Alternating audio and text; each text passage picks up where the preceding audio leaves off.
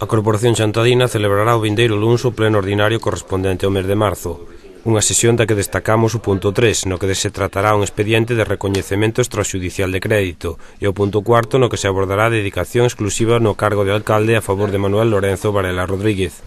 Por outra banda, tamén están rexistradas varias mocións, entre elas a do Grupo Nacionalista que solicita o apoio da Corporación para instar ao Goberno Central para que se derogue a reforma laboral aprobada recentemente. Pola súa banda, o Grupo Popular Chantadino presentará 4 mocións das que destacamos a relativa ao estado de contas do Concello, onde se solicitan que se dea conta de todas as facturas que están sen recoñecer, así como as que están recoñecidas e sen pagar. E a moción sobre o aforro enerxético do Concello, onde solicitan do equipo de goberno a elaboración dun estudio encamiñado a conseguir un aforro efectivo no gasto enerxético da entidade local. O pleno celebrarase ás 8 da tarde na Casa da Cultura de Chantada.